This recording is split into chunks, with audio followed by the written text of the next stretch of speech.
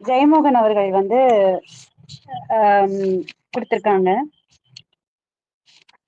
ஜெயமோகன் அவர்கள் வந்து ஒரு 3 பக்க விளக்கங்கள் வந்து ரொம்ப அவர் எப்படி விவசாயம் பார்க்கிறாரு, விவசாயத்தை பார்த்திருக்காரு, அவங்க அப்பா அம்மாவோட அந்த பயணம், விவசாயம் சார்ந்த பயணம், அந்த காடுகளோட பயணம், அவங்களோட வாழ்வியல் முறை எப்படி இருந்தது அப்படிங்கறதெல்லாம் ரொம்ப தெளிவா அழகா அவர் கொடுத்திருக்காரு. அந்த அறிமுகமே ரொம்ப அட்டகாசமா இருந்தது. கிட்டத்தட்ட ஒரு 5-6 பக்கம். மாசானுபு புகாகோவோட ஒற்றை வைக்கோல் புரட்சியில ஆரம்பிச்சு எல்லாத்தையுமே அவர் வந்து ரொம்ப டீட்டெயில்டா அலசி, அவரோட எழுத்து நம்மளுக்கு எப்படி தெரிஞ்சிருக்கும் இல்லையா, எப்படி இருக்கும் அப்படின்றது அவர் ரொம்ப அழகாவே ஒரு 5 பக்கத்துக்கு அவரு விளக்கம் கொடுத்திருக்காரு. சரி, இதுல என்னென்ன மாதிரியான தலைப்புகள் இருக்கு அப்படின்னு சொல்லி நம்ம முதல்ல பாத்திரலாம்.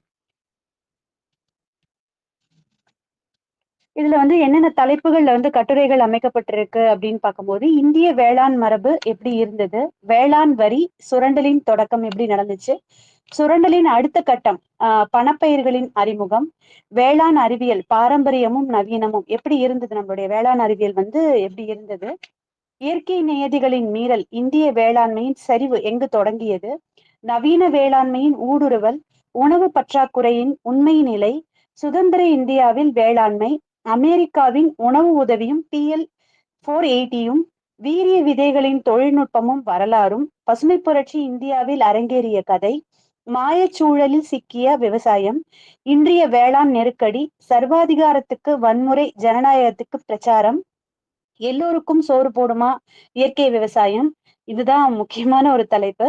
சமுதாய மாற்றத்துக்கான அடிப்படை, வேளாண்மையின் இறுதி லட்சியம் என்ன அப்படின்னு சொல்லி ஒரு 17 தலைப்புகள்ல ரொம்ப எல்லாமே ஆதாரபூர்வமான கட்டுரைகளோட லிங்க் பின்னாடி உங்களுக்கு ஒரு 5-6 பக்கத்துக்கு குறிப்புகளா கொடுத்திருக்காங்க. அந்த லிங்க் எல்லாமே பின்னாடி இணைக்கப்பட்டிருக்கு, இணைப்புகள்ல வந்து இணைக்கப்பட்டிருக்கு.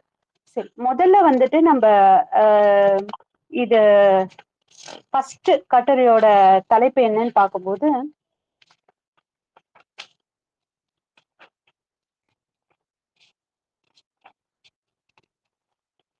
எப்படி இருந்தது வேளாண்மை அப்படிங்கிறது வந்து எப்படி இருந்தது. ஒரு பசுமை புரட்சியோட இதுன்னாவே முதல்ல நம்ம எல்லாரும் கேட்கிற கேள்வி என்ன கேட்பாங்க அப்படின்னா, அப்ப இருந்ததுக்கு வந்து இப்போ சாத்தியப்படுமா, அப்ப மக்கள் தொகை பெருக்கம் வந்து ரொம்ப கம்மியா இருந்தது, இப்ப மக்கள் வந்து அதிகமா இருக்காங்க, அதனால இப்ப வந்து இயற்கை வேளாண்மைங்கிறது வந்து சாத்தியப்படுமா அப்படிங்கிறது தான் கேக்குறாங்க. இங்க வந்து பழமைவாதிகள் என்றும் அதனை நிராகரிப்பவர்கள் வளர்ச்சிக்கு எதிரானவர்கள் என்றும் முத்திரை குத்தப்பட்டு விடுகிறார்கள். அதாவது ஒரு நல்ல விஷயத்த வந்து நம்ம எடுத்து கொண்டு போய் இப்ப என்னையே எடுத்துக்கோங்களேன், இப்ப நான் ஒரு நல்ல விஷயம் சொல்றேன் அப்படின்னா எப்படி பாக்குறாங்க அப்படின்னா, நீங்கெல்லாம் வந்து ஒரு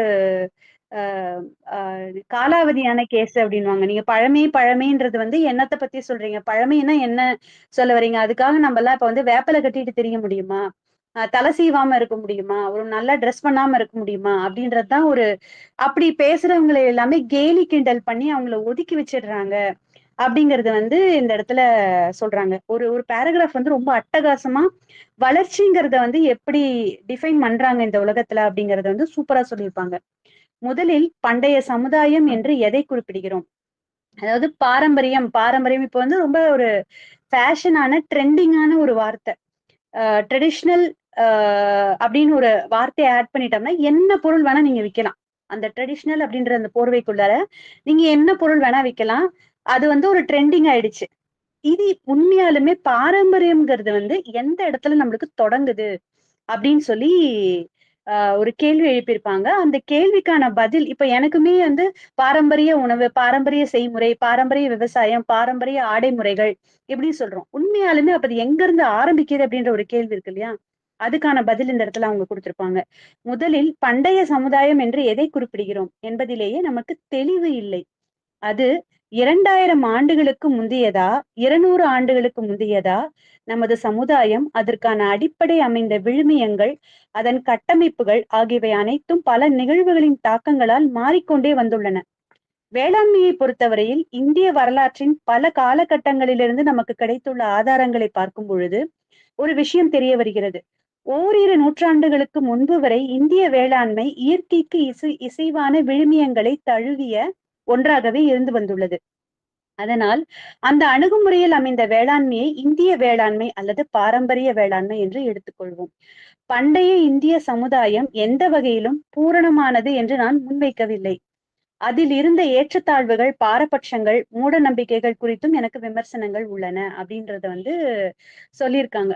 ஏன்னா வேதாத்ரி மகரிஷியோடது இந்த கருத்தை வந்து நான் வேதாத்ரி மகரிஷியோடத இதோட ஒப்பிட்டு பார்த்திருக்கேன் நான் நிறைய. ஏன்னா இந்த புத்தகம் வந்து நான் திரும்ப திரும்ப வாசிக்கக்கூடிய ஒரு புத்தகம்ங்கிறதுனால ஒப்பிட்டு பார்த்திருக்கேன். அவர் என்ன சொல்வாருன்னா, எந்தெந்த காலத்தோ எவப்பையோ தோன்றியது எத்தனையோ செயல்கள், அச்செயல் அக்கருத்து இன்று சிந்தனைக்கோ செயலுக்கோ துன்பம் தருமெனில் அதை தவிர்ப்போம் அப்படின்னு சொல்லியிருப்பாரு.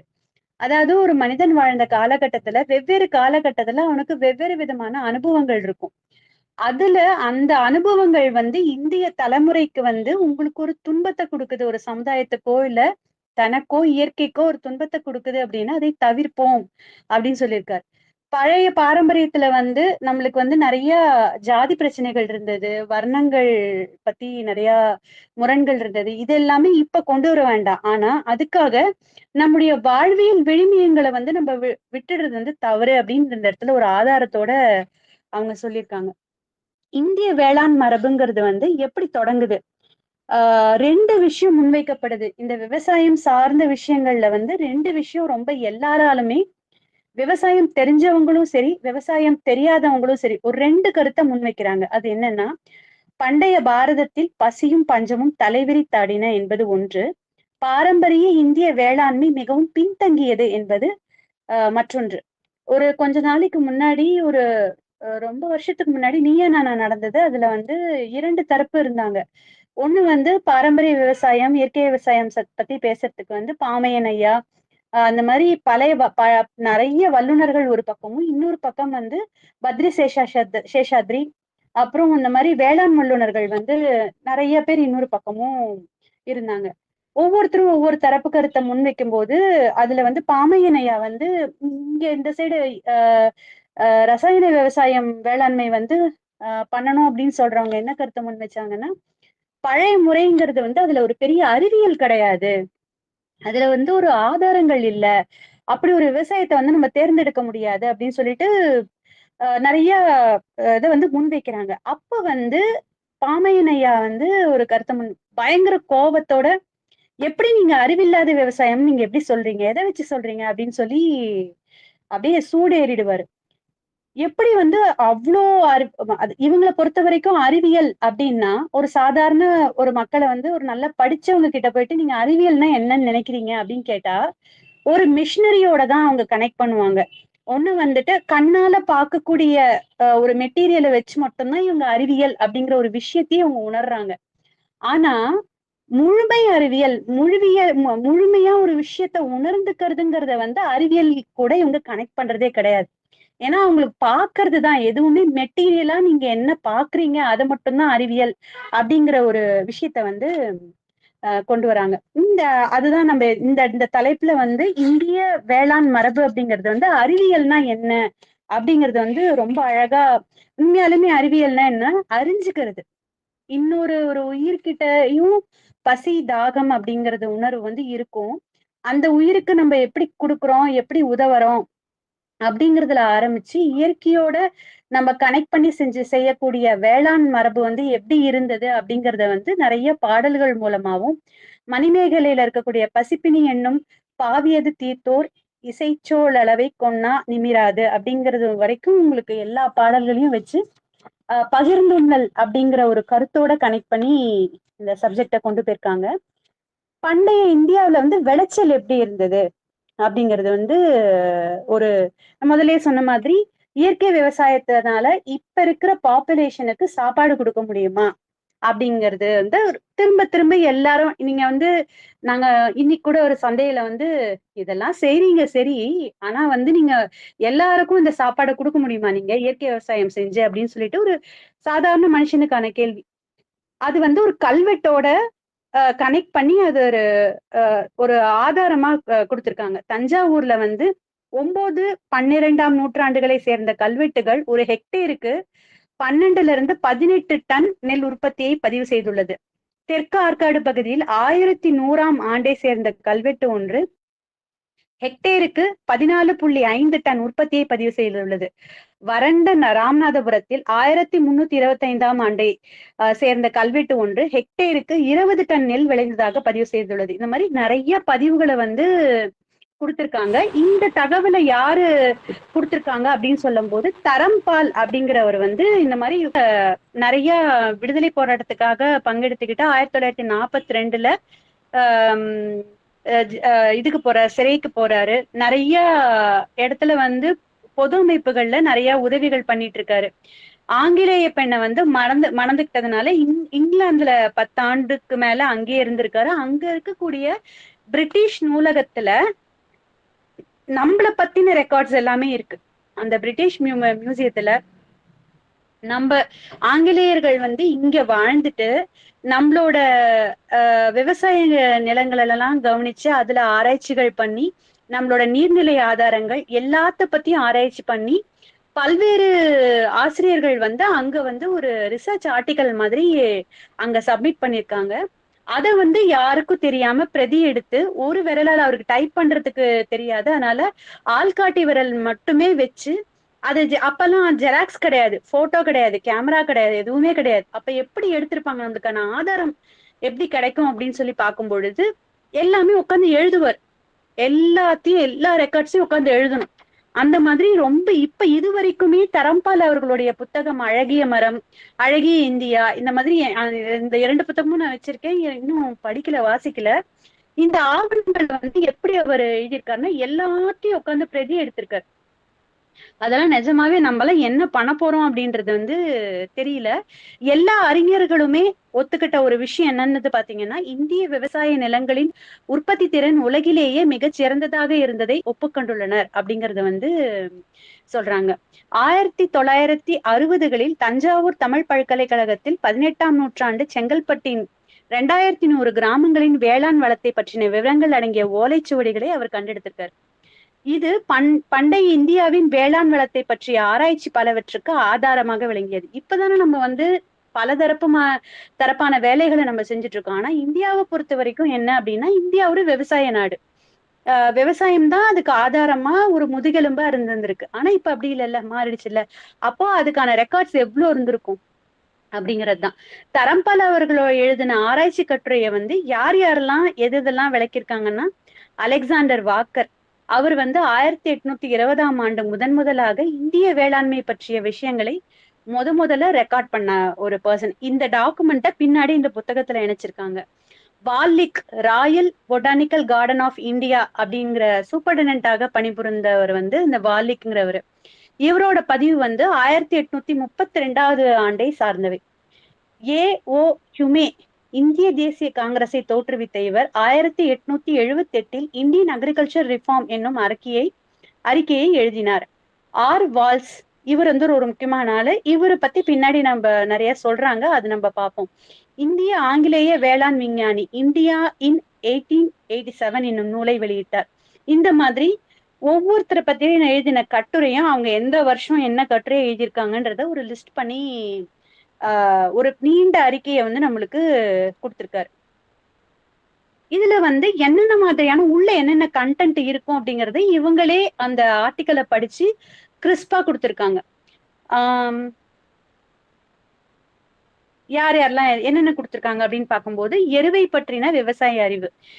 இந்த இப்ப முதல்ல சொன்ன அந்த பேர் ஆங்கிலேயர்கள் பேர்லாம் இருக்கு இல்லையா, அவங்க வந்து என்ன எழுதியிருக்காங்க அப்படின்னா, எருவு பற்றி நம்மளுக்கு இப்ப அறிவே இல்லை. இவங்களை பொறுத்த வரைக்கும் மெட்டீரியலா எந்த ஒரு விஷயத்த பாக்குறாங்களோ, ஒரு எலக்ட்ரானிக் எக்யூப்மெண்ட்டோ இல்ல வந்துட்டு ஒரு கேட்ஜெட்ஸோ அந்த மாதிரி இருக்கிறது தான் இவங்களை பொறுத்த வரைக்கும் அறிவு அப்படின்னு நினைச்சிட்டு இருக்காங்க. ஆனா இயற்கை அறிவுன்னு ஒண்ணு இருக்கு இல்லையா, அது நம்மளுக்கு இன்பில்டாவே எல்லாருக்குமே இருக்கு. அது வெறும் இந்தியர்களுக்கு தான் இருக்கு, மத்தவங்களுக்கு இல்லைன்னு நம்ம சொல்ல முடியாது, எல்லாருக்குமே இருக்கு. இந்தியர்கள் வந்து அதை சரியா பயன்படுத்தியிருக்காங்க, இயற்கையோட இணைந்து அதை சரியா பயன்படுத்தியிருக்காங்க. அப்போ அவர் வந்து வாக்கர் வந்து என்ன சொல்லியிருக்காரு அப்படின்னு சொல்லி பார்க்கும்போது, நான் பார்வையிட்ட ஒவ்வொரு பகுதியிலும் நிலவளத்தை பெருக்குவதிலும் மீட்டெடுப்பதிலும் எரிவின் பயன்பாட்டை பற்றி நல்ல புரிதல் இருக்கிறது மக்களுக்கு. இது தொடர்பாக நம்மிடம் இருக்கும் அனைத்து ஆதார வளங்களையும் இந்த மக்களிடம் இருப்பது போல் தெரிகிறது. கால்நடைகளுக்கு வைக்கோலை உணவாக அளித்து எருவின் அளவை பெருக்குகிறார்கள். இலைகள் மற்றும் மக்கக்கூடிய அனைத்து பொருட்களையும் சேகரிக்கிறார்கள். வைக்கோலை மக்கச் செய்ய வழியும் இல்லாத போது அதனை உலர்ந்த சாணம், பழைய புற்கள் மற்றும் மரக்கிளைகள் ஆகியவற்றுடன் சேர்த்து ஒரு குவியலாக்கி அதை எரியூட்டுகிறார்கள். பிறகு அந்த சாம்பல் நிலத்தின் மீது பரப்பப்படுகிறது. இந்த மாதிரி எல்லா விஷயத்தையும் யார் யாரெல்லாம் வாக்கர் சொன்னது, வோல்கர் சொன்னது, அப்புறம் ஏஇ ஹியூம் சொன்னது, இந்த மாதிரி எல்லாத்த பத்தியும் அவங்க டிஃபைன் பண்ணியிருக்காங்க. இதெல்லாம் ரொம்ப நல்லா ஈஸியா புரியுது. சாதாரணமா விவசாயம் தெரியாதவங்க கூட இந்த புத்தகத்தை படிச்சு புரிஞ்சுக்க முடியும். மண்ணை பற்றின விவசாய அறிவு எப்படி இருந்தது, இயற்கை பற்றிய கிராமத்து மக்களின் அறிவு, இப்ப எழுத படிக்க தெரியாதவங்க கூட எப்படி அதை பத்தின அறிவு அவங்களுக்கு எப்படி இருந்தது, ஒவ்வொரு தாவரத்தையும் இனம் கண்டு அது அவருக்கு பயனுள்ளதா பயனற்றதா என்று கூறிவிடுவார். பயனானது அப்படின்னா அதை அவங்க வீட்டுக்கு எடுத்துருவாங்க. அதான் நுனி வீட்டுக்கு நடு ஆஹ் காட்டுக்கு அடி இதுக்குன்னு சொல்லுவாங்க இல்லையா, நம்மாழ்வாரையோட டைலாகு. அது அப்படியே அவங்க உணர்ந்திருக்காங்க. நமது நாட்டு கிராமத்து மக்களின் இயற்கை நுணுக்கங்களை பற்றிய அறியாமை இந்திய கிராமத்து மக்களுக்கு அவர்களை சுற்றி இருக்கும் அனைத்து பொருட்களின் பேரிலும் இருக்கும் ஆர்வத்துக்கும் அதை பற்றிய நுணுக்கமான அறிவுக்கும் முரணானதே உள்ளது. நம்மளுக்கு இருக்கிற நாலேஜுக்கும் இந்தியர்களுக்கு இருக்கிற நாலேஜுக்கும் அவ்வளவு முரண்பாடு இருக்கு அப்படின்னு சொல்லி அவர் சொல்றாரு. பயிர் சுழற்சியை பற்றிய விவசாய அறிவு, அதாவது இது ரொம்ப முக்கியம். பயிர் சுழற்சி அப்படிங்கிறது எப்படி புரிஞ்சுக்கிறாங்க அப்படின்றது 30 ஆண்டு கால நீண்ட சர்ச்சைக்கு பிறகு 1880 தான் மண்வளத்தை அதிகரிப்பதில் பருப்பு பயிர்களுக்கு முக்கிய பங்குண்டு என்பது நிரூபணமானதாக மேலை விஞ்ஞானம் ஏற்றுக்கொண்டது. பல நூற்றாண்டு அனுபவம் இதே பாடத்தை கீழே விவசாயிகளுக்கு கற்பித்திருந்தது. அதாவது எந்த பட்டத்துல எது விதைக்கணும் அப்படிங்கறத அந்த பயிர் சுழற்சி முறைய இவங்களுக்கு நல்லா தெரிஞ்சிருக்கு அப்படின்னு சொல்லி வாலஸ் அப்படிங்கிற ஒரு ஆராய்ச்சியாளர் கொடுத்திருக்காங்க. கலப்பு பயிர் முறை, அதாவது நம்மளுக்கு எல்லா விவசாயிகளுக்கும் தெரியும், பல பன்மையம்னு சொல்றோம் இல்லையா, ஆடு மாடு கோழி இருக்கிறது. அதே மாதிரி ஊடு பயிர் வச்சிருக்கிறது. ஒரு கொடி மாதிரி ஒரு ஒரு பயிர் இருந்தது அப்படின்னா அந்த கொடியோட நிழலுக்கு கீழே ஏதாவது ஒரு பயிர் இருக்கும். இந்த நாலேஜ் எல்லாம் பாத்தீங்கன்னா நம்மளுக்கு நிறைய இருக்கு. அப்படிங்கிறவரை ஓல்கர் அப்படிங்கிறவர் அத கொடுத்திருக்காரு. நிறைய பயிர் வகைகள் இருந்ததை சொல்றாங்க. மக்காச்சோளத்துல மட்டுமே நிறைய வகைகள் இருந்ததா வாக்கர் அப்படிங்கிறவர் சொல்றாரு. விவசாயம் ஒரு வாழ்க்கை முறை, கலாச்சாரம், வாழ்வின் ஆதாரம். இந்த இயற்கை சார்ந்தே வாழ்ந்துட்டு இருக்கிறதுல ஒரு முன்னோடியான ஒரு கலாச்சாரமா நம்ம இந்தியர்கள் இருந்தது அவங்களுக்கு அவ்வளோ ஒரு பக்கம் நம்மளை பத்தின நம்ம மேல ஒரு பொறாமை இருந்தாலும் நம்மள அப்படியே காப்பி பண்றதுக்கு அவங்க பார்த்திருக்காங்க. ஆனா ஏன் அவங்க இங்க இருந்து காப்பி அடிக்கல? இந்த புத்தகம் வந்தபோது எனக்கு இருந்ததுன்னா, ஏன் எங்களை நீங்க கஷ்டப்படுத்துனீங்க? நீங்க முதல்லயே இதெல்லாம் காப்பிடிச்சு நீங்க உங்க இதுல பண்ணிருக்கலாமே அப்படிங்கும்போது போதுமான உங்களுக்கு நிலவளமோ எந்த இதுவுமே அவங்களுக்கு கிடையாது. ஆங்கிலேயர்களுக்கும் சரி எங்கேயுமே சரி அங்கெல்லாம் கிடையாது. அவங்க நினைக்கிற மாதிரியான அந்த இயற்கையோட சேர்ந்த அறிவு அவங்களுக்கு பிடிபடல. இந்த ஹெட்டிங்க பார்த்தும் போதே நம்ம இந்த புத்தகத்துல இருக்கக்கூடிய தலைப்புகளை பார்க்கும் போதே நம்மளுக்கு தெரிஞ்சிருந்திருக்கும். இது ஒரு பெரிய சக்கர வியூகம் மாதிரி. இந்த எந்த பக்கமும் நீங்க நகரவே முடியாது. மகாபாரதத்துல அபிமன்யுக்கு ஒரு சக்கர வியூகம் அமைச்சிருப்பாங்க. நீங்க எந்த இடத்துலயும் உங்களுக்கு துவாரமே கிடைக்காது. உங்களுக்கு நீங்க தப்பிச்சுக்கிறதுக்கான வழி எதுவுமே இருக்காது. இப்ப இந்த புத்தகத்தை பொறுத்த வரைக்கும் அதே மாதிரிதான். நீங்க பசுமை புரட்சியில உங்களுக்கு அடுத்தடுத்த கட்டம் நம்ம பார்க்கும் போதே தெரியும், நீங்க எங்கேயுமே தப்பிச்சிருக்க முடியாது. நீங்க ஏன்னா பெரிய பெரிய ஆளுங்க பெரிய பெரிய வேலைகளை செய்யும் போது ஒரு தனி மனுஷன் நம்மாழ்வாரையா, சுபாஷ் பல்லேக்கர், இந்த மாதிரி பெரிய பெரிய ஆளுங்களே ஓகே இதுக்கு மேல ஒண்ணுமே பண்ண முடியாது அப்படிங்கறது உணர்ந்துட்டாங்க. அதுதான் இந்த இது எப்படி இருந்தது அந்த காலத்துல விவசாயம்ங்கிறது எப்படி இருந்ததுன்ற ஒரு பேராகிராஃப்ல சொல்லியிருப்பாங்க. விளைச்சலில் 5% மட்டுமே அரசியல் ஆதாரத்துக்கு என கிராமத்துக்கு வெளியில போச்சு. இப்போ சஸ்டைனபிலிட்டி நம்ம சொல்றோம் இல்லையா, அதாவது தன்னிறைவு அப்படிங்கிற ஒரு வார்த்தை அட்டகாசமான வார்த்தை. இப்ப எனக்கு தேவையானதை நான் செய்துக்கிறேன் அப்படிங்கிறது.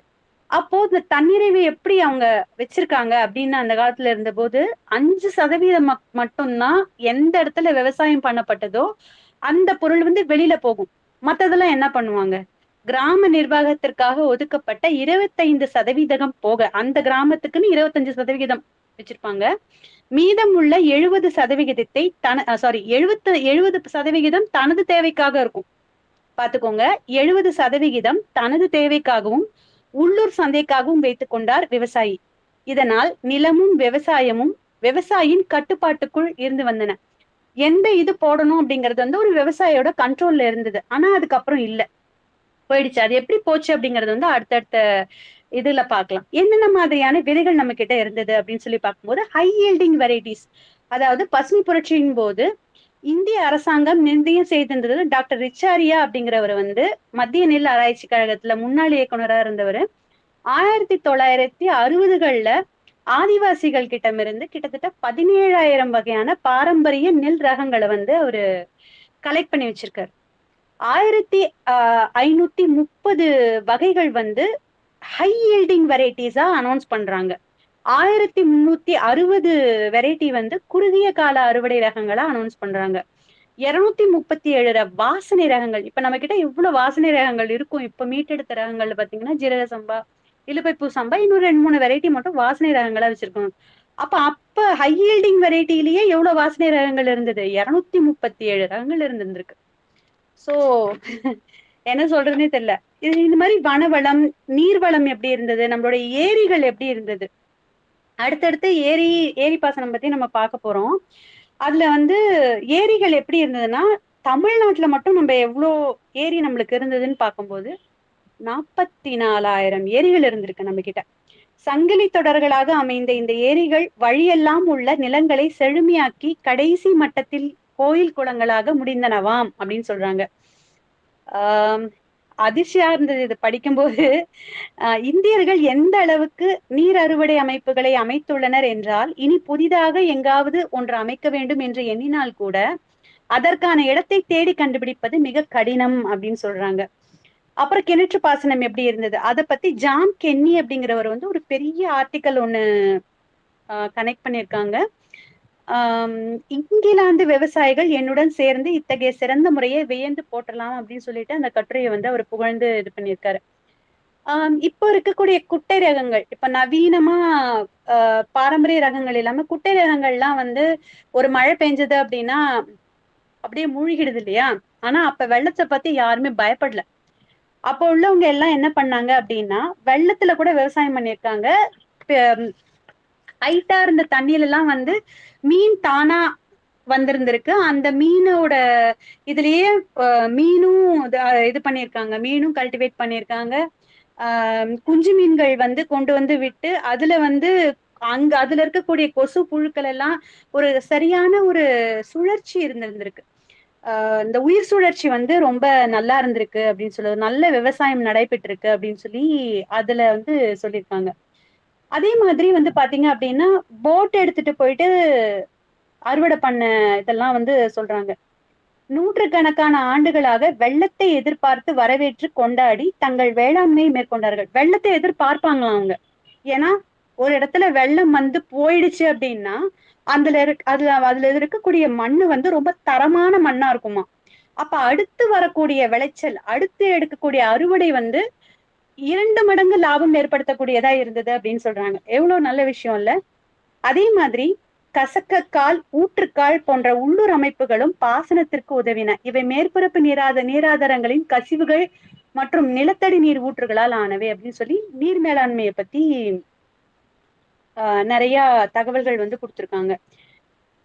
பாரம்பரிய வேளாண் அறிவும் அதன் பதிவுகளும் அப்படிங்கிற தலைப்புகள்ல வந்து வேளாண் மரபு வந்து என்னென்ன மாதிரி எல்லாம் இருந்திருக்கு. பழைய நூல்கள், விருட்ச ஆயுர்வேதம் அப்படிங்கிற வந்து சுரபாலர் அப்படிங்கிறவர் வந்து விருட்ச ஆயுர்வேதம் என்னென்ன விதை சேகரிப்பு இருந்திருக்கு, விதை எப்படி தேர்ந்தெடுத்தாங்க, பயிரிடுதல் எப்படி, பயிருக்கு ஊட்டமளித்தல் எப்படி, பயிர் பாதுகாப்பு எப்படி, மண் வகை எப்படி தேர்ந்தெடுத்தல், உரமிடுதல், பூச்சி நோய் மேலாண்மை என்ற அனைத்து அம்சங்களும் நிறைஞ்சது வந்து இந்த விருட்ச ஆயுர்வேதம் அப்படிங்கிற ஒரு புத்தகம் அப்படின்னு சொல்றாரு. கிருஷி பாரக்ஷரா அப்படிங்கிற ஒரு ஒரு புத்தகம் 243 பாடல்களை கொண்ட இந்த நூல் வந்து விவசாயிகளுக்கு தேவையான வானிலை சம்பந்தமான அறிவுகளை வந்து விரிவாக பதிவு செய்துள்ளது அப்படின்னு சொல்றாங்க. இந்த மாதிரி என்னென்ன புத்தகம் அந்த காலத்துல இருந்தது அந்த அறிவியலை, விவசாய அறிவியலை வந்து சொல்றதுக்கு என்னென்ன இருந்தது அப்படின்னு சொல்லிட்டு அடுக்கிக்கிட்டே வராங்க. அதுல முக்கியமா வேளாளர் புராணம் அப்படிங்கிறது வந்து 29 படலங்களையும் 1373 விருத்தங்களையும் கொண்டது இந்த கந்தசாமி கவிராயர் எழுதினது அப்படின்னு சொல்றாங்க. அடுத்த ஒரு முக்கியமான ஒரு தலைப்பு வந்து வேளாண் வரி. இதுல நம்மளுக்கு எனக்கு வந்து இந்த கல்வெட்டு படிப்பு படிக்கும்போது அந்த வேளாண் சம்பந்தமான வரி வந்து ஏகப்பட்டது வந்துச்சு. எனக்கு என்ன சந்தேகம் இருந்தது அப்படின்னா, 2 விதமா சந்தேகம் இருந்தது. ஒண்ணு வந்து எப்ப வரி கட்டியிருப்பாங்க அப்படின்னா, மக்கள் பொறுத்த வரைக்கும் என்னன்னா, அதிகமா வருமானம் வரும் பொழுது டர்ன் ஓவர் நடக்கும்போது வரி கட்டுவாங்க. இல்ல அப்படின்னா ஃபண்டிங் இல்ல, கவர்மெண்ட்ல வந்து ஒரு ஃபண்டிங் இல்லைன்னா என்ன பண்ணுவாங்க, மக்கள் கிட்ட வரி விதிப்பா கலெக்ஷன் பண்ணுவாங்க. இது 2 தான் இருக்கும் இல்லையா? இப்போ இந்த இந்த 2 சிச்சுவேஷன்ல அப்ப இருந்தவங்க எதை ஃபேஸ் பண்ணிருக்காங்க அப்படின்னு சொல்லி பார்க்கும்போது, முதல்ல பசுமை புரட்சியோட தொடக்கம் எங்க இருந்து ஆரம்பிக்குது, அந்த கதை எங்க இருந்து ஆரம்பிக்குது அப்படின்னு பார்க்கும்போது, இப்பதான் 1600கள்ல தான் கிழக்கிந்திய கம்பெனி வந்து 1608வது வருடம் தான் உள்ள வராங்க. அப்பையில இருந்து தான் இது ஆரம்பிக்குது. 1757 ராபர்ட் கிளைவ் பிளாசிபோர்ல இருந்து ஆரம்பிச்சு, அதாவது இந்த ரயத்வாரி ஜமீன்தாரி முறைகள்லாம் இருக்கு இல்லையா, அப்ப ஆரம்பிச்சதுதான் இந்த வரி வசூலும் வட்டி தொழிலும் அப்படிங்கிறது வந்து இது வந்து ஒரு பெரிய டாபிக். அது இப்போ இது பண்ணோம்னா தொட்டோம்னா நேரம் போயிடும். நம்மளுக்கு இதை பத்தி சொல்றதுக்கே நேரம் போயிடும். நிறைய வரி கட்டியிருக்காங்க. எவ்வளவு வரி இருந்தது அப்படின்னா 60, தனக்கு வந்த லாபத்துல இருந்து 60% வரி எல்லாம் விவசாயிகள் கட்டியிருக்காங்க. இப்போ எப்படி ஜமீன்தாரி முறை எப்படி வந்த போது ஒரு சின்ன நிலங்கள் கொடுத்துருவாங்க, பிரிச்சு கொடுத்துருக்காங்க. அதுக்கு கீழே ஒரு சின்ன விவசாயிகள் இருந்திருக்காங்க. அப்புறம் அந்த விவசாயிகள் வந்து நேரடியா வரி கட்டினாங்க. அந்த வரியை பத்தின விஷயங்கள்லாம் சொல்லியிருக்காங்க.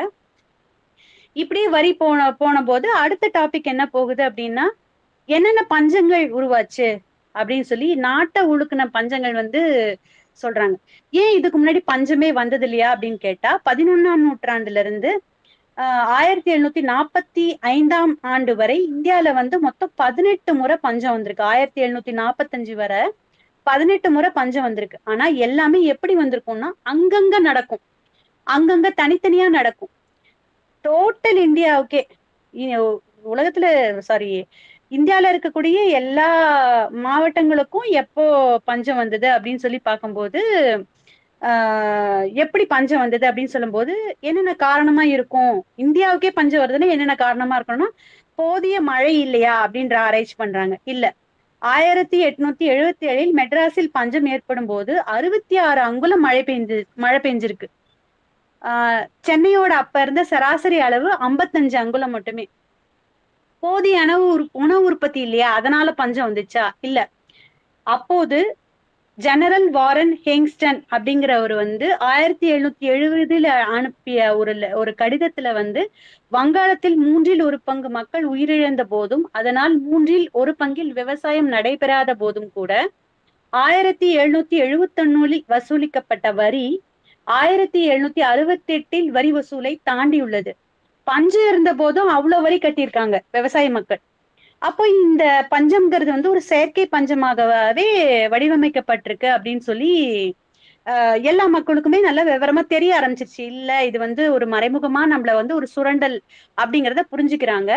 தும்னியா என்ற கிராமத்து விவசாயிகள் வந்து அந்த வரி விதிப்பு சட்டத்தை வந்து எதிர்த்து போராடுறாங்க. ஆனா அவங்க எல்லாரும் வந்து நெல் திருடர்கள் என்று சொல்லப்பட்டு ஜெயில போடப்படுறாங்க. இதுதான் ஒரு வரியோட ஒரு வேற முகம்னு வச்சுக்கோங்களேன். இது வந்து ரொம்ப ஒரு அழுக வர ஒரு ஃபேஸ். அதெல்லாம் ரொம்ப பார்க்கும்போது ரொம்ப கவலையா இருக்கும்.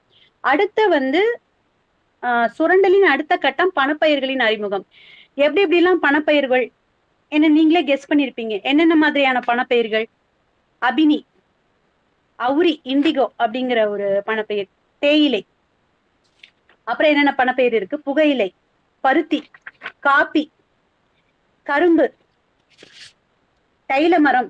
இது எல்லாமே வந்து பணப்பயிர்களா, அதாவது நம்மளுக்கு தன்னிறைவு அப்படின்ற ஒரு வார்த்தை பார்த்தோம் இல்லையா, அந்த நம்மளுக்கு மட்டுமே விவசாயம் பண்ணிட்டு இருந்த நம்ம என்ன பண்றாங்க அப்படின்னா, வெளிநாட்டு மக்களுக்கு என்னென்ன தேவையோ அதெல்லாம் வந்து நம்மள உற்பத்தி பண்ண வைக்க ஒரு நேர்முகமாவே கிழக்கிந்திய கம்பெனி உணவுக்காக காய்கறிகள் விளைவிப்பதை கூட தடை செய்தது.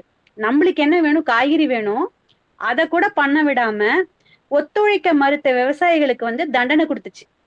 இவற்றுக்கெல்லாம் அந்த அபினி தான் இருக்கிறதுலே ரொம்ப வழி தரக்கூடிய ஒரு விஷயமா இருந்தது.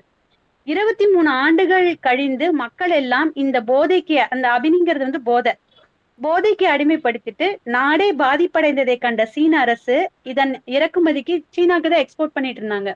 அந்த நாடு ஃபுல்லா போதை ஜாஸ்தி ஆயிடுச்சு. அப்போ அதுக்கு தடை விதிச்சதும் என்ன பண்ணுச்சு? கள்ளத்தனமா அபினிய சந்தனையை வந்து தக்க வைத்துக் கொண்டனர் ஆங்கிலேயர். அப்பயும் பதுக்கி மறுபடியும் ஆக்ராலையும் வங்காளத்திலயும் அதை வந்து பரவலாக்கம் பண்றாங்க அப்படின்னு சொன்னாங்க. இதே மாதிரி அவுரி, இண்டிகோ அப்படிங்கிறதுக்கான ஆதாரங்கள் எல்லாத்தையுமே இந்த புத்தகத்துல தனித்தனியா கொண்டு வந்திருக்காங்க. தேயிலை பத்தி நம்ம ஆல்ரெடி தெரிஞ்சிருக்கோம். முதல் தேயிலை தோட்டம் வந்து 1835. இதுல என்ன ஒரு கொடுமையான விஷயம்னா, இதெல்லாம் எப்ப நடந்திருக்கு அப்படின்னு பார்க்கும்போது 1700கள்ல இந்த அடிமைத்தனத்தை வந்து நம்மள செய்ய வச்சாங்க. இப்ப அப்படியே இப்ப கவனிங்களேன், தேயிலை, பருத்தி, புகையிலை, அப்புறம் என்னது, காஃபி, இதெல்லாம் என்ன பண்ணிருக்காங்க சொல்லுங்க? இதெல்லாம் ஏதாவது குறைஞ்சிருக்கா? இதுக்கெல்லாம் நம்மள அடிமைப்படுத்தி வச்சிருக்காங்க. இது 3 மடங்கு மட்டும் இல்லாம 100 மடங்கு, 1000 மடங்கா இப்ப காலையில எந்த வீட்லயும் காஃபி இல்லாம இல்ல, டீ இல்லாம இல்ல. எல்லா இடத்துலயும் இது ஜாஸ்தியா இருக்கு இல்லையா?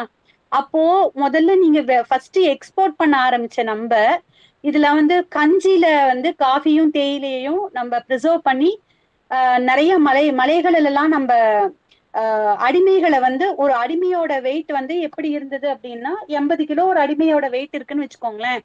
அதுக்கு ஈக்குவலான வெயிட் அவனோட முதுகுல இருக்கும். இப்படி எல்லாம் வந்து எக்ஸ்போர்ட் பண்ண வச்சிருக்காங்க நம்மள. சோ நம்மளுக்கு கோபம் வந்து இதெல்லாம் நம்ம தடை பண்ணிருக்கணும். நம்ம தடை பண்ணுமா? இல்ல, அதுக்கு நம்ம அடிமையா இருக்கோம். இதை எங்க போய் சொல்றதுன்னு எனக்கு ஒண்ணும் புரியல. சோ இந்த இதை வந்து ஃபுல்லா இதை எக்ஸ்பிளைன் பண்ணியிருக்காங்க. சுரண்டலோட ஒரு முக்கியமான எப்படி இப்போ இந்த இன்ஸ்டாகிராம்ல எல்லாம் எனக்கு வந்துட்டு கோவம் வருது. என்ன பண்ணணும்னா, இந்த ஃபில்டர் காஃபி வந்து பாரம்பரியம் அப்படின்னு சொல்லி கை நிறைய மருதாணியை வச்சுக்கிட்டு வளையல போட்டுக்கிட்டு ஃபில்டர் காஃபி அப்படின்னு சொல்லி பாரம்பரியம்னு சொல்லுவாங்க. நம்மள அடிமைப்படுத்தின ஒரு பொருளை வந்து எப்படி நீங்க பாரம்பரியமா நீங்க எடுத்துக்கிறீங்க அப்படின்ட்டு எனக்கு பயங்கரமா கோவம் வரும். அந்த இதுல எப்படி இத பாரம்பரிய காஃபி எப்படி நீங்க பாரம்பரிய உணவு அப்படின்றதுல நீங்க கொண்டு வருவீங்க? தேயிலை எப்படி பாரம்பரிய உணவுல நீங்க கொண்டு வருவீங்க? ஏன்னா அது ஒரு ட்ரெடிஷ்னல்ன்ற மாதிரி நம்ம மனசுல பதிய வச்சுட்டாங்க. புகையிலையோட ஆண்டே வந்து இந்த வரலாறுலாம் நம்மளுக்கு பாரம்பரியம்ங்கிறது வந்து எங்கன்னா 400 வருஷத்துக்கு முன்னாடி நீங்க போயிடணும். தொழில் புரட்சி வந்ததுக்கு அப்புறமும் பசுமை புரட்சி வந்ததுக்கு அப்புறமும் நீங்க அதுக்கப்புறம் வந்து எந்த பொருளையும் நீங்க பாரம்பரியம்னே சொல்ல முடியாது. அதுவும் நம்ம முதல் தலைப்புல நம்ம பார்த்ததே. பருத்தி விவசாயிகளுடைய என்ன சொல்றது, தற்கொலை, தைல மரம் வந்து நம்மளுக்கு எப்படி வந்துச்சு, உள்ள வந்துச்சு, அந்த கதையெல்லாம் ரொம்ப ஒரு டேட்டாவோட கொண்டிருக்காங்க. கரும்போட கதை, அதுக்கப்புறம் வந்து எப்படி ஹைபிரிட் கரும்பு எப்படி உள்ள வந்துச்சு, நம்மளோட பாரம்பரிய கரும்பு இல்லாம ஹைபிரிட் கரும்பு எப்படி உள்ள வந்துச்சு, அதோடைய இது வந்து பூச்சி தாக்குதல்ல வந்து எப்படி வந்துச்சு அப்படிங்கறதெல்லாம் ஒரு விரிவான தகவல்களா இங்க கொண்டு வந்திருக்காங்க. அடுத்தது புகாகோ பத்தின தகவல்கள். அது எல்லாமே ரொம்ப விரிவான தலைப்புல இங்க கொடுத்திருக்காங்க. ஒரு நெல்லை வந்து எந்தெந்த பயிர்களை எப்படி பாதிக்கும்னு சொல்லிட்டு ஒரு சார்ட் கொடுத்திருக்காங்க. இருக்கிறதுலயே அதுதான் ரொம்ப ஒரு ஹையஸ்ட் ரிசர்ச் ஆர்டிக்கல் அப்படின்னு நான் நினைக்கிறேன்.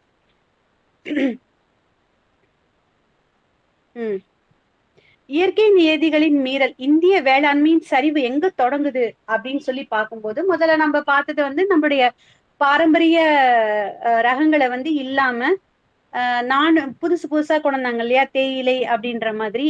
அது மாதிரி இல்லாம குரோட்டன்ஸ் மாதிரியான பயிர்களை வந்து உள்ள அறிமுகம் செய்யறாங்க. அது வந்து வெளிநாட்டு தாவரங்களின் அளவுக்கு மீறிய தேவைகள், அந்த மாதிரி இப்போ இதையும் உள்ள கொண்டு வராங்க அப்படின்னு சொல்லி சொல்றாங்க.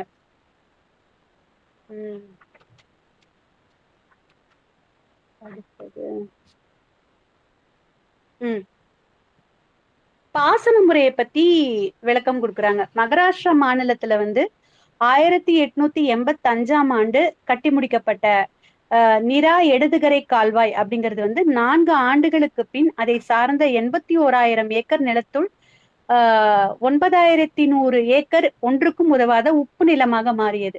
இப்போ தண்ணிய வந்து ஒரு ஒரு இடத்துல இருந்து இன்னொரு இடத்துக்கு போறத வந்து நம்ம என்ன சொல்லுவோம், ஒரு தேக்கி வைக்கிறது, அணைகள், அணைக்கட்டுகள் இதெல்லாம் என்ன பண்ணுது அப்படின்னா, ஒரு குறிப்பிட்ட காலத்துக்கு மேல வெயில் பட்டு ஒரே இடத்துல இந்த தண்ணி தேங்கும் போது உப்பினுடைய அளவு வந்து ஜாஸ்தி ஆகுது அப்படின்னு சொல்றாங்க. கிழக்கு பஞ்சாப்ல வந்து நிரந்தர கால்வாய்கள் அறிமுகமானதிலிருந்து விவசாயிகள் ஏற்றுமதிக்கான கோதுமை, எண்ணெய் வித்துக்கள், பருத்தி போன்ற பயிர்களுக்கு மாறிவிட்டார்கள். நிலவளத்தை பாதுகாக்கும் பயிர் சுழற்சி முறையை மறந்தே போய்விட்டார்கள். அதாவது முதல்ல மண்ணுக்கு தகுந்த மாதிரியான பயிர்களை நம்ம பயிர் பண்ணிக்கிட்டு இருந்தோம்.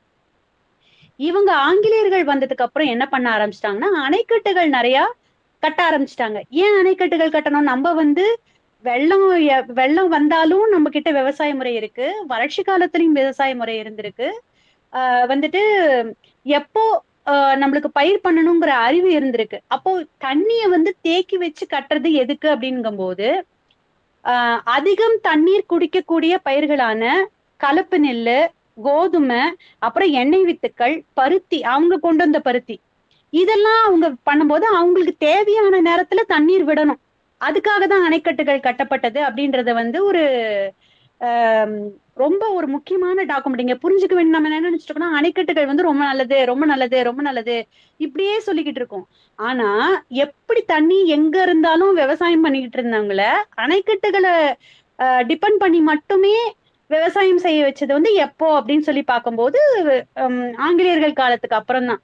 கிழக்கு பஞ்சாபில் நிரந்தர கால்வாய்கள் அறிமுகமானதிலிருந்து விவசாயிகள், அதான் முதல்ல சொன்னதுதான், கோதுமை, எண்ணெய் வித்துகள், பருத்தி போன்ற விஷயங்களை உள்ள கொண்டு வராங்க. மானாவாரி பயிரான சிறுதானியங்களை மறந்தே போயிட்டாங்க.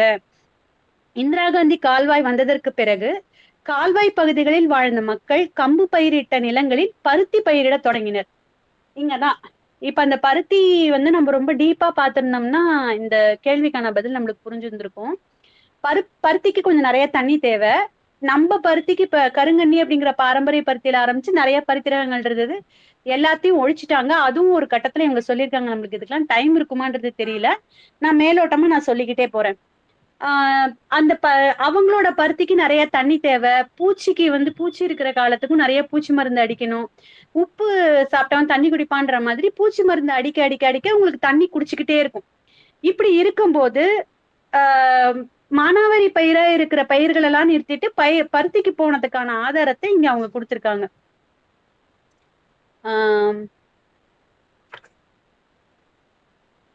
நவீன வேளாண்மையின் ஊடுருவல் அப்படின்ற ஒரு தலைப்புல வந்து 19ஆம் நூற்றாண்டில் NPK கோட்பாடு பிரபலமான சில ஆண்டுகளிலேயே பொட்டாஷ் மற்றும் பாஸ்பேட் உரங்கள் உற்பத்திய புழக்கத்திற்கு வந்தன.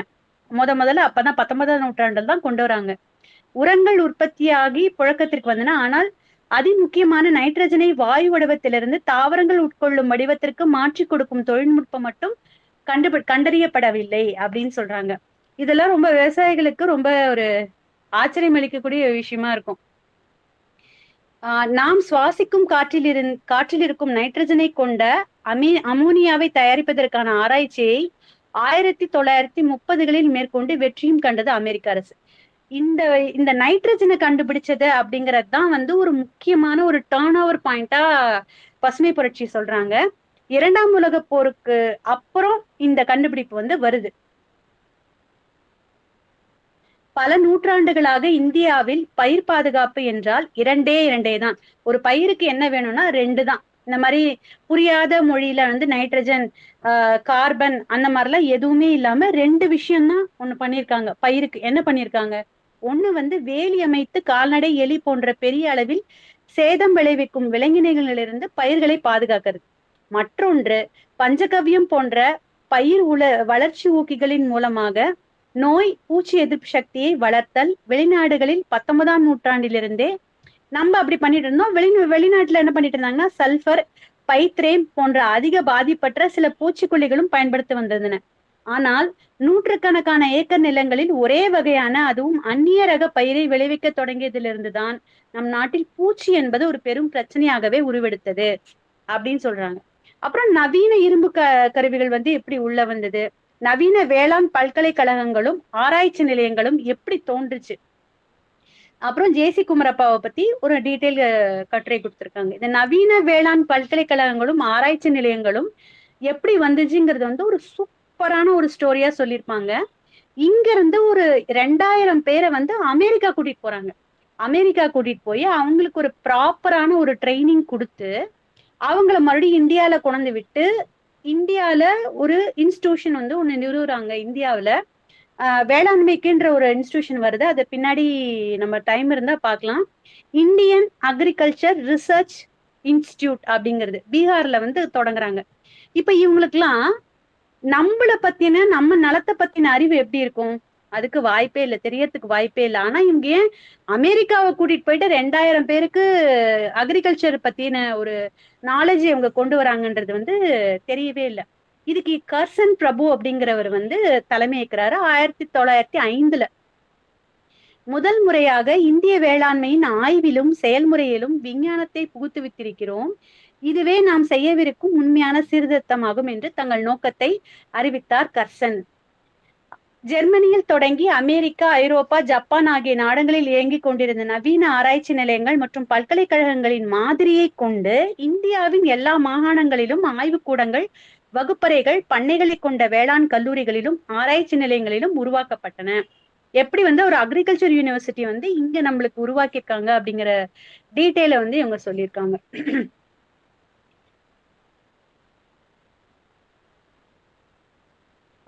நாம் இந்திய விவசாயிகளுக்கு கற்றுத்தருவதை விட அவர்களிடமிருந்து கற்றுக்கொள்வதற்கு தான் அதிகம் உள்ளது.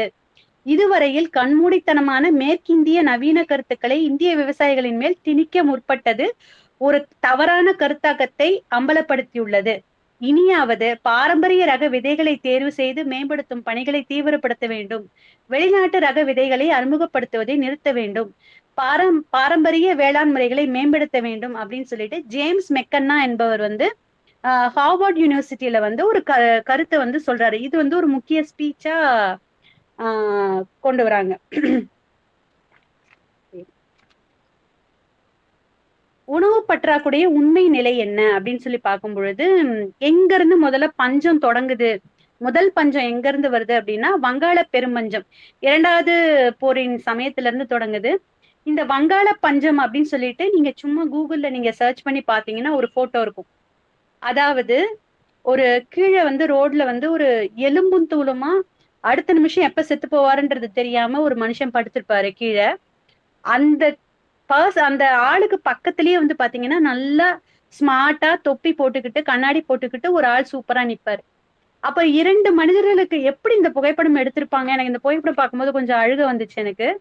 ஏன்னா ஏழைகளுக்கு வந்து விவசாயம் பண்ணக்கூடிய ஏழைகளுக்கு வந்து உணவு பற்றாக்குறை, அந்த உணவை வந்து பதுக்கி வெளிநாடுகளுக்கு ஏற்றுமதி செய்யக்கூடியவனுக்கு வந்து அதிகமான காசு இருந்தது. இப்பவும் அதே நிலைதான் நீடிக்குது.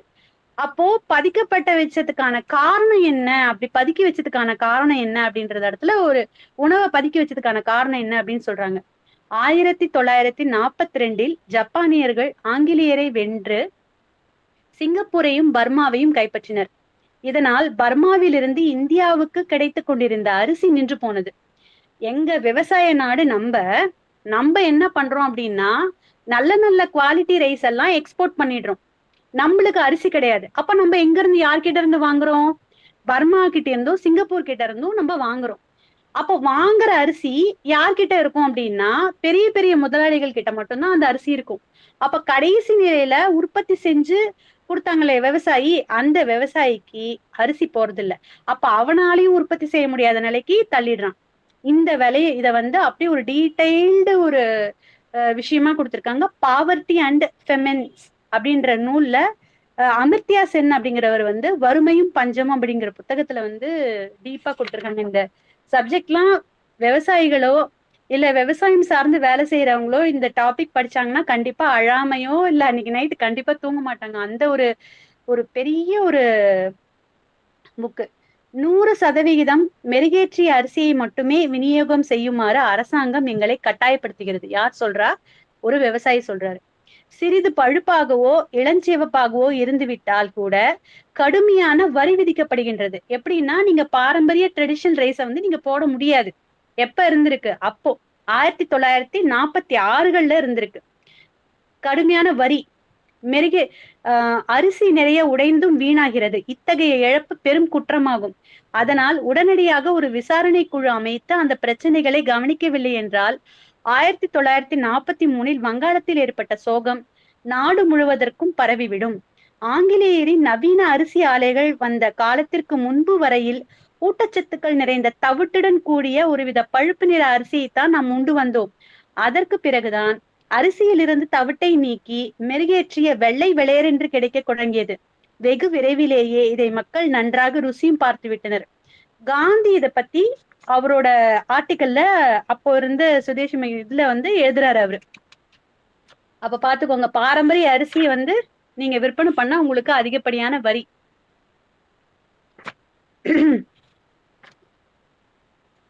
நிறைய நம்ம ஹார்ஷான ஒரு டாபிக்காவே நிறைய இருக்கும் இந்த இடத்துல. விதை எப்படி தேர்ந்தெடுக்கிறாங்க அப்படிங்கறதெல்லாம் நிறைய தகவல்கள் கொடுத்திருக்காங்க. மார்ஷல் திட்டத்தின் மூலம் உணவு இதே மாதிரி நம்ம பதுக்கி வச்சு சென்றதுல யார் நம்மளுக்கு பொருள் தரான்னா, நாம உணவு உற்பத்தி பண்ணி கொடுத்த அமெரிக்காவே நம்மளுக்கு உதவியும் பண்ணுது. மார்ஷல் ரிபப்ளிக் யூரோப் அப்படிங்கிற ஒரு புத்தகத்துல, மார்ஷல் திட்டம் அப்படிங்கிற ஒரு புத்தகத்துல வந்து நம்ம எக்ஸ்போர்ட் பண்ண விஷயத்தெல்லாம் சொல்றாங்க. இந்த மார்ஷல் திட்டம் தான் பசுமை புரட்சியை உலகெங்கும் பரப்புவதில் முக்கிய பங்காற்றிய ராக்ஃபெல்லர் ஃபவுண்டேஷன். இந்த ராக்ஃபெல்லர் ஃபவுண்டேஷன் வந்து எந்த ஜெனரேஷன் பாருங்க, 1900கள்ல உருவாக்கப்பட்டது. இதுதான் மெயின். இந்த ஃபவுண்டேஷன் தான் இன்னமும் வந்து விதைகளை வந்து அவங்களோட கண்ட்ரோல்ல வச்சிருக்காங்க. இந்த ஃபவுண்டேஷன் தான் வந்து, இந்த ஃபவுண்டேஷன் பத்தி எனக்கு எப்படி தெரியும்னா, ஹீலர் பாஸ்கர் வந்து இந்த ஃபவுண்டேஷனை பத்தி நிறைய சொல்லியிருக்காரு. ஸோ நீங்க உள்ள சர்ச் பண்ணி பாத்தீங்கன்னா நிறைய தகவல் இதுல கிடைக்கும். முக்கிய பங்காற்றிய Rockefeller foundation, Ford foundation, USAID, United States agency for international development போன்ற அமைப்புகளின் பிறப்புக்கு அடித்தளத்தை அமைத்து கொடுத்தது. இவங்க தான் உள்ள வராங்க மறுபடியும், ராக்ஃபெல்லர் ஃபவுண்டேஷன். அப்ப வந்து கோதுமையை வந்து முதல்ல கொண்டு வராங்க. கோதுமையை அமெரிக்க நாட்டிலேயே இந்திய அரசாங்க பிரதிநிதிகளுக்கு கைமாற்றம் செய்தது. எப்படி?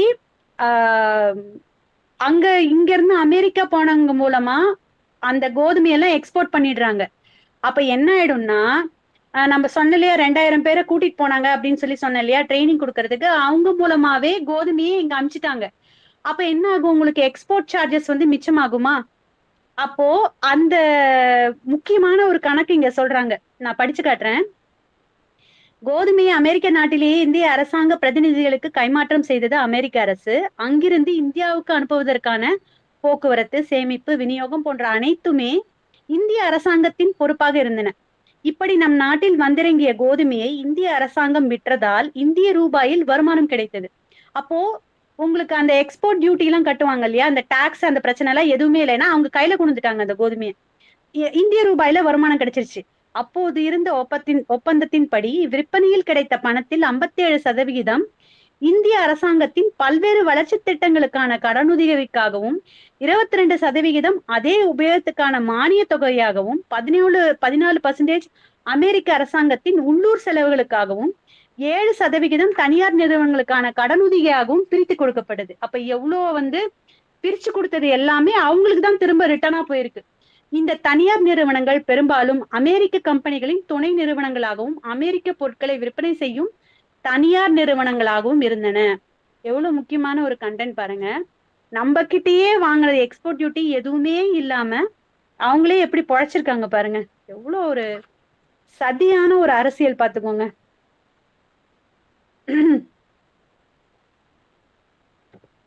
ஓகே, நடுவுல விதைகளை பத்தி நிறைய சொன்ன கட்டம் வந்து எனக்கு புரியல.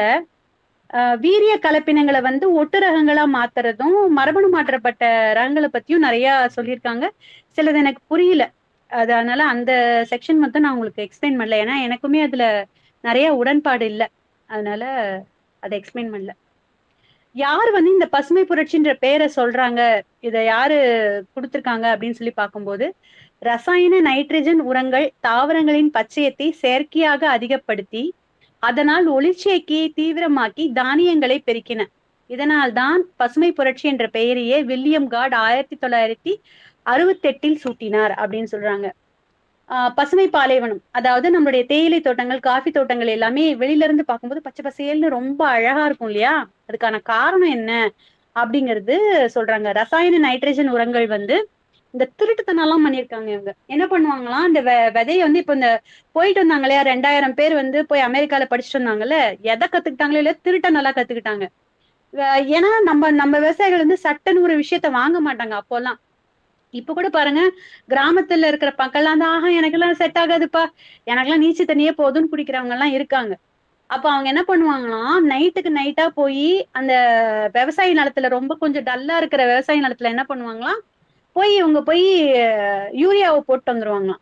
அடுத்த நாள் பார்க்கும்போது ஒரு பச்சையா ஒரு ஃபீல் வரும் இல்லையா, அப்பா நிலம் நல்லா இருக்குப்பா அப்படிங்கிற ஒரு ஃபீல் வரும்ல, அது தற்காலிகமான ஒரு பொலிவை தரும் அப்படின்னு சொல்றாரு. ரசாயன நைட்ரஜன் உரங்கள் வந்து தாவரங்களோட பச்சையத்தை செயற்கையா அதிகப்படுத்தி ஒரு டெம்பரவரியான ஒரு பொலிவை கொடுக்குது, ஃபேர் அண்ட் லவ்லி மாதிரின்னு வச்சுக்கோங்களேன், கொடுக்குது. அதெல்லாம் சொல்லியிருக்காங்க. அது எப்படி இந்தியால நிறைவேறியது, வேளாண் அது எப்படி வேளாண் திட்டத்தை வந்து தீட்டுறாங்க அப்படிங்கறதெல்லாம் சொல்றாங்க. வராரு, நம்பாள் வராரு, எம்.எஸ். சுவாமிநாதன் அவர்கள். IRRA அப்படிங்கிற ஒரு இன்ஸ்டிடியூஷன்ல வந்து விஞ்ஞானியா பதிப்புரிஞ்சவர். அவர் தான் வந்து பரவலாக்கம் பண்றாரு. இந்த பசுமை புரட்சி அப்படிங்கிறது என்ன பீரியட்னா, இந்திரா காந்தி அம்மா இருந்த பீரியட்ல 1966ல எப்படி கொண்டு வராங்க அப்படின்னு பார்க்கும்போது, ஜனவரி 1966 லால் பகதூர் சாஸ்திரியின் இறப்புக்கு பின்னர் பிரதம மந்திரியாக பொறுப்பேற்ற இந்திரா காந்தியின் சிஎஸ்இன் திட்டத்தை முழுமையாக ஆதரித்தார். அப்போதுள்ள தலைவர் அவரு. அத்திட்டத்தை அறிமுகப்படுத்த தேவையானவற்றை செய்ய அவர் உற்சாகமாக முன்வந்தார். அப்ப வந்த உடனே அவங்க உடனே அதை செய்யணும் அப்படின்றதுல ரொம்ப மும்முரமா இருந்தாங்க.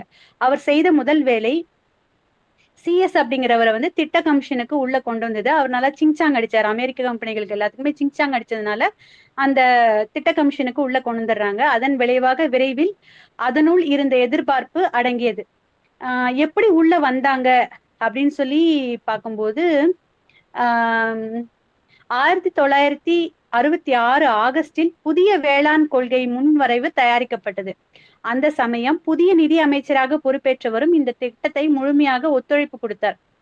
ஜான் பி லூயி என்பவர் அப்போது அமெரிக்க ஜனாதிபதியின் ஆலோசகராக பணிபுரிந்தவர். அவர் எழுதிய இந்தியாவின் அரசியல் பொருளாதாரம் என்னும் நூலில் பசுமை புரட்சி இந்தியாவில் ரகசியமாக அறிமுகப்படுத்தப்பட்டதை பற்றி தான் அமெரிக்க நிர்வாகத்துக்கு எழுதிய கடிதம் ஒன்றை அச்சிட்டுள்ளார். விளைவு நமக்கு இன்னும் சாதகமானது. ஏனென்றால் இந்த திட்டத்தில் நமது பங்கு அத்தனை வெளிப்படையானதல்ல. சொல்ல போனால் இந்திய அமைச்சரவையில் பெரும்பாலானோருக்கு இது என்னவென்றே முழுமையாக தெரியாது. அதாவது வளர்ச்சி, இந்த இடத்துலதான் வளர்ச்சி அப்படிங்கிறது வந்து நம்மளுக்கு ஒரு மாயையா, நான் சொன்னேன் இல்லையா முதல்ல, சக்கரவியூகம் அமைச்சிட்டாங்க நம்மளுக்கு. நம்மள வந்து நியாயப்படுத்துவாங்க, இதுக்காக தான் உங்களுக்கு வந்து நாங்க ஹெல்ப் பண்ணோம், இதுக்காக தான் நான் உங்களுக்கு இதை செஞ்சோம் அப்படின்னு சொல்லி வளர்ச்சி திட்டங்களா அறிமுகப்படுத்திட்டு எது வளர்ச்சினே தெரியாம நம்மளுக்கு காசு கொடுத்துட்டு ஒரு பிஸ்கெட்டை போட்டுறது. அதாவது ஒரு இந்த இதை படிச்சும்போது எனக்கு ஒரு கதை ஞாபகம் வந்துச்சு. ஒரு நாய்க்கு வந்து ஒரு எலும்பு துண்டு கிடைக்குது. அந்த எலும்பு துண்டுல எந்த ஒரு சதையுமே இல்லை.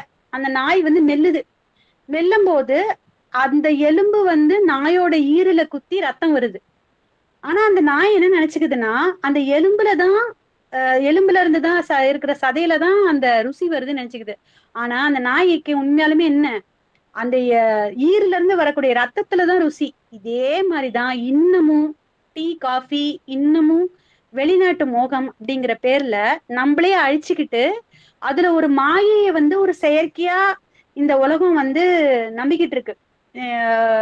ஒரு பாரம்பரியம் அப்படின்னு சொல்றதுல வந்து ஒரு கேவலமாவும், வெளிநாடு அப்படிங்கும் போது ஒரு மோகமாவும் இன்னும் இருந்துட்டு இருக்கு அப்படின்னு சொல்லிட்டு இந்த இடத்துல அதை வந்து டிஃபைன் பண்ணிருப்பாங்க.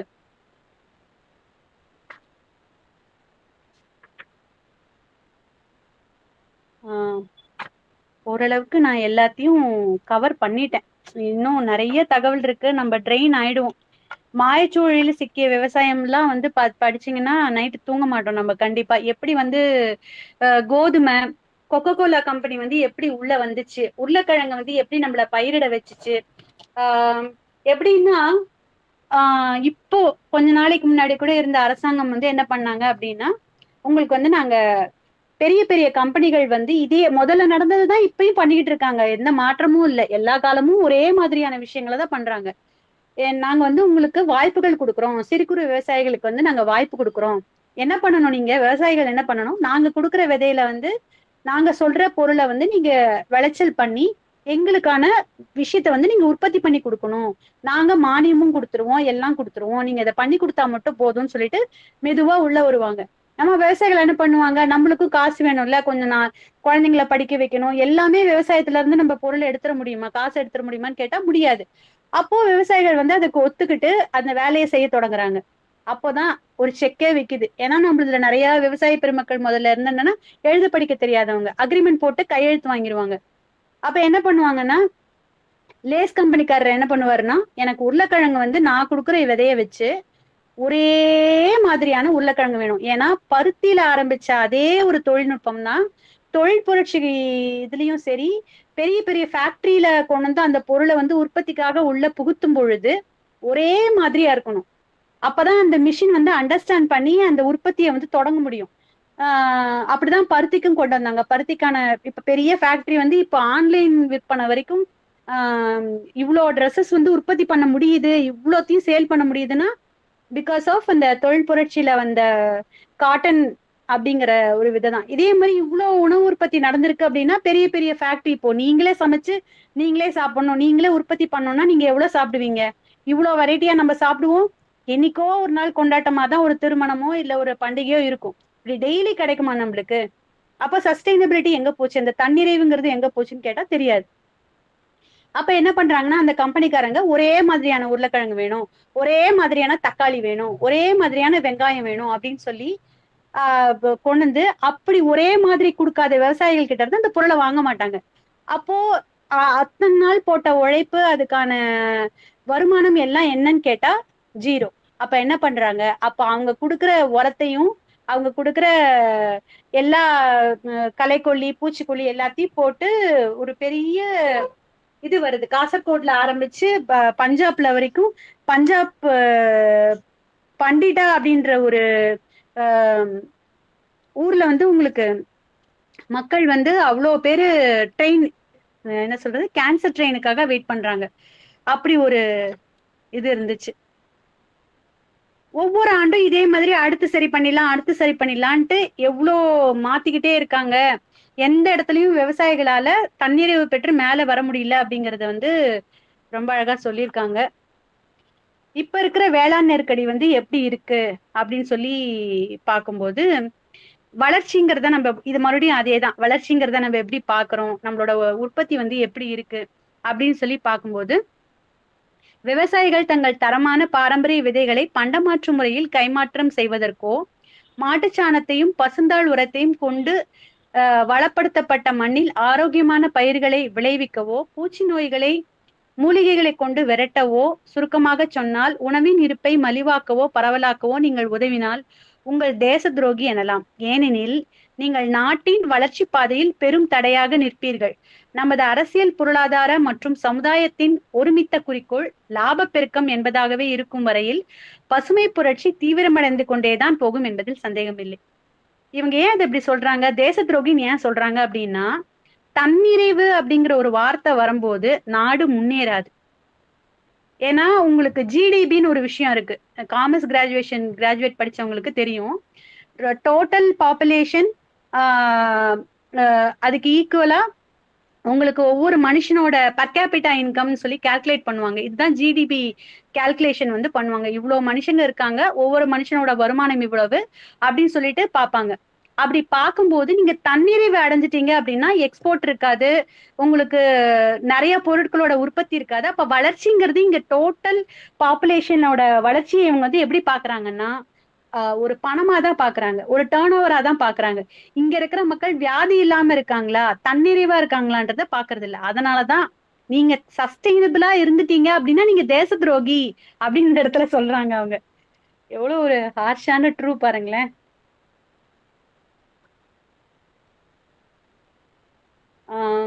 பீடி கத்திரிக்காய் பத்தி இன்னும் நிறைய விஷயம் பத்திலாம் டெக்ஸ்ட் பண்ணியிருக்காங்க. நான் நிறைய தகவல்கள் விட்டுட்டேன். இருந்தாலும் இதுவே ரொம்ப ஜாஸ்தி அப்படின்னு தான் நினைக்கிறேன். ரொம்ப ஆம், ரொம்ப ஜாஸ்தியா தான் இருக்கு. எனக்கு மனசே வரல. இந்த படிச்சுட்டு நிறைய நாள் நான் தூங்காம இருந்திருக்கேன். அஹ் பசுமை புரட்சியின் கதையில் நாம் பார்த்த 3 வெவ்வேறு இடுபொருட்களின் தொழில்நுட்பங்களையும் அவற்றின் அரசியல் தன்மைகளையும் பார்ப்போம் அப்படின்னு சொல்றாங்க. டோட்டலா என்னதான் நீங்க சொல்ல வரீங்க? பசுமை புரட்சினா எப்படி நடக்குது? உரம் வந்து மாறி போச்சு. அதோட உரம் வந்து உரத்துக்கான மூலப்பொருள் என்ன அப்படின்னு பார்க்கும்போது பெட்ரோல். ஆனா அதுக்கு முன்னாடி இருந்தவங்க என்ன பண்ணிருக்காங்க? நம்ம பஞ்சகவ்யம் பத்தி மட்டும் நம்ம கேள்விப்பட்டிருக்கோம். ஆனா தசகவ்யம், நவகவ்யம், இன்னும் பல விஷயங்களை வந்து நம்மளோட முன்னோர்கள் வச்சிருந்தாங்க. அதெல்லாம் மறந்துட்டோம் அப்படின்றாங்க. விதை தொழில்நுட்பம், பாரம்பரிய நெல் ரகங்கள் 2 லட்சம் இருந்திருக்கு. அதை விட்டுட்டு இப்ப கூட போன வருஷம் ஒரு 5 நெல் ரகங்களை புதுசா அறிமுகப்படுத்தி வச்சிருக்க நம்மளோட அக்ரிகல்ச்சர் கவர்மெண்ட். என்ன சொல்றதுன்னு தெரியல. நீர் அறுவடை விநியோக தொழில்நுட்பம் இது எப்படி இருந்தது, அதை பத்தின விஷயங்கள் எல்லாமே சொல்லியிருக்காங்க. நவீன பொருளாதாரத்தில் இயந்திரங்கள் தங்கள் திறனுக்கேற்ப உற்பத்தி செய்து தள்ளி கொண்டே இருக்கும். முதல்ல சொன்ன மாதிரி நிறைய பொருட்களை வந்து மேனுபேக்சரிங் பண்ணிக்கிட்டே இருக்கும். இந்த கடையில சரம் சரமா தொங்குது இல்லையா, சிப்ஸ், சாக்லேட்ஸ், பிஸ்கெட்ஸ், இதெல்லாம் ஓவர் உற்பத்தி, அதிகப்படியான உற்பத்தி. இது தேவையில்லை அப்படிங்கிறது தான் இவங்க சொல்றாங்க. எல்லாமே ஃபேக்டரி பேஸ்ல இருந்து வரக்கூடியதுதான். வேளாண்மையின் இறுதி லட்சியம் என்ன அப்படின்னு சொல்லி பார்க்கும் பொழுது, நான் கொஞ்ச நாளைக்கு முன்னாடி வந்து ஒருத்தரோட புத்தகம் வந்து வாசிச்சிருந்தேன். அந்த புத்தகத்துல வந்து ஆஹ் சுதந்திர போராட்டத்துக்கு அப்புறம் எல்லாரும் என்ன பண்ணாங்க, சுதந்திரம் கிடைச்சதுக்கு அப்புறம் காந்தி என்ன பண்ணாரு, அரவிந்தர் வந்து என்ன பண்ணாங்க அப்படின்னு சொல்லி பார்க்கும்போது, எல்லாருமே ஒரு ஸ்டேஜ்ல சுதந்திரம் நம்மளுக்கு கிடைச்ச உணர்வே அவங்களுக்கு இல்ல. அவங்க எல்லாம் என்ன பண்ணிட்டாங்கன்னா ஒரு ஆசிரமம் வந்து ஆரம்பிச்சிட்டாங்க. ஆசிரமம் ஆரம்பிச்சு அமைதி நிலைக்கு வந்து போயிட்டாங்க. இந்த புத்தகமும் அப்படிதான் முடிக்கப்பட்டிருக்கு. எப்படி அப்படின்னா, இதெல்லாம் நம்மளால சரி பண்ண முடியுமா அப்படின்னு சொல்லி கேட்கும்போது, கண்டிப்பா சரி பண்ணவே முடியாது. எந்த இடத்துலயுமே வந்து முதல்ல சொன்ன மாதிரி நம்ம சக்கர வியூகத்துல மாட்டிக்கிட்டோம். இனிமேல் வந்து இதுல இருந்து தப்பிக்கிறதுக்கு வந்து ஒரே வழி, நீங்க ஒவ்வொருத்தரும் தன்னிறைவு அப்படிங்கிற ஒரு கட்டத்தை எட்டும் பொழுதும், ஆஹ் சுய ஒழுக்கம், சுய முன்னேற்றம் அப்படிங்கிற ஒரு சிந்தனைக்கு வரும்போது மட்டும்தான் இது சாத்தியம் அப்படிங்கறத வந்து கொண்டு வராங்க.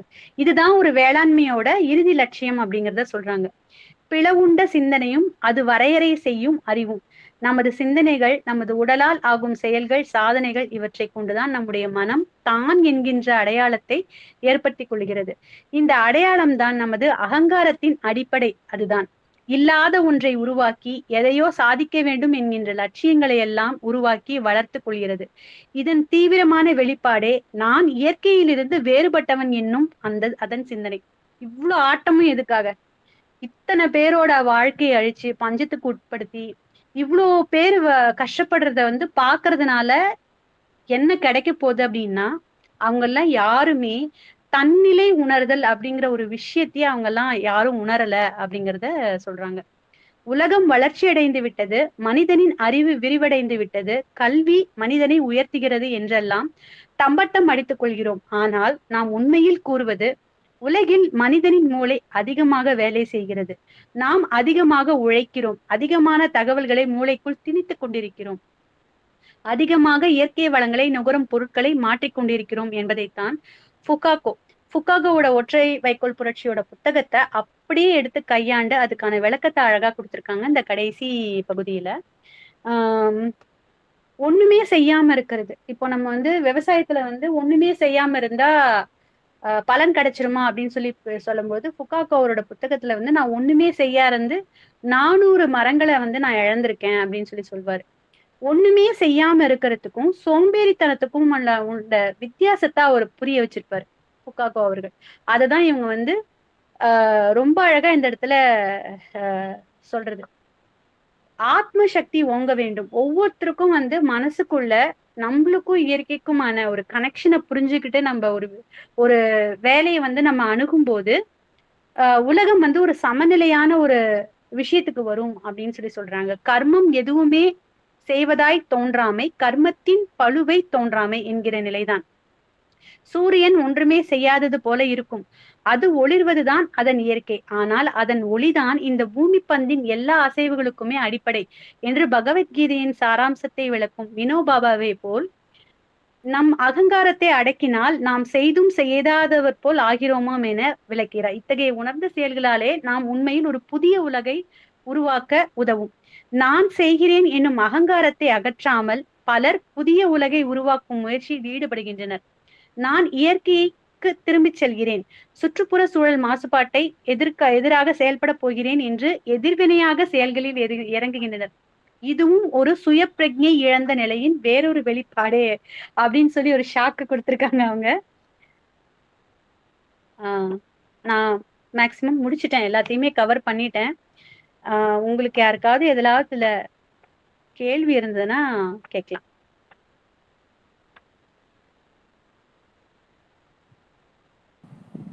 மகிழ்ச்சிமா.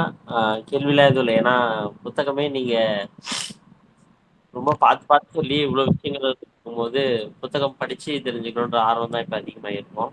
எனக்கு பர்சனலா அப்படிதான் இருக்கு ஃபர்ஸ்ட். அதனால மகிழ்ச்சி, வாழ்த்துக்கள். நான் சொல்லிடுறேன் ஃபர்ஸ்ட். நல்லா இருந்தது, நிறைய புது தகவல்கள் இருந்தது ஆக்சுவலா. அதே சமயம் நீங்க சொல்லும் போதெல்லாம் அந்த புத்தகம் படிச்சா தூக்கம் வரா சொல்லும் போதெல்லாம் மனசு ரொம்ப வலிக்க ஆரம்பிச்சிச்சு ஆக்சுவலி. அந்த மாதிரிதான் அது ரொம்ப உணர்ந்தவங்களுக்கு அந்த நிலை இருக்கும். ரொம்ப பிராக்டிக்கலா இருக்கிறவங்களுக்கு அதெல்லாம் ஒரு விஷயமாவே இருக்காது. ரொம்ப இயல்பா எடுத்துக்கிறவங்களுக்கு வந்து ரொம்ப இதெல்லாம் நடந்தது தானே, நடந்ததை வச்சு நம்ம நடந்ததை வச்சு தூக்கம் இல்லாம நம்ம என்ன செய்ய போறோம் அப்படின்னு சொல்லுவாங்க இல்லையா. நடந்து முடிஞ்சிருச்சு, இது பேர் தூக்கம் இல்லாம. ஆனா இப்ப நடந்துட்டு இருக்கிற கரண்டா நம்ம சக்கரவியூகத்துல இருக்கோம் அப்படிங்கறதே உணராம நம்ம ஒரு மாயையில மயக்கத்துல இருக்கோம்ல. அதனாலதான் எனக்கு தூக்கம் வரலன்னு சொல்றேன். ஏன்னா எனக்கு ஒரு பொண்ணு இருக்கா, அவளோட லைஃப் இந்த சமுதாயத்துல எப்படி இருக்கும் போது நம்மளுக்கு இயல்பாவே ஒரு அச்சம் வருது இல்ல. நல்ல உணவு கிடைக்குமா, தண்ணி கிடைக்குமா அப்படிங்கும் போது ஒரு சின்ன அச்சம் வருது இல்ல. அது நிறைய பேருக்கு இல்ல, அந்த பயமோ இல்ல அந்த விழிப்புணர்வோ இல்லைங்கும் போது இதெல்லாம் நடந்துதானே ஆகணும் அப்படின்ற ஒரு யதார்த்தத்துக்கு நிறைய பேர் வந்துட்டாங்க. ஓகே, மகிழ்ச்சி.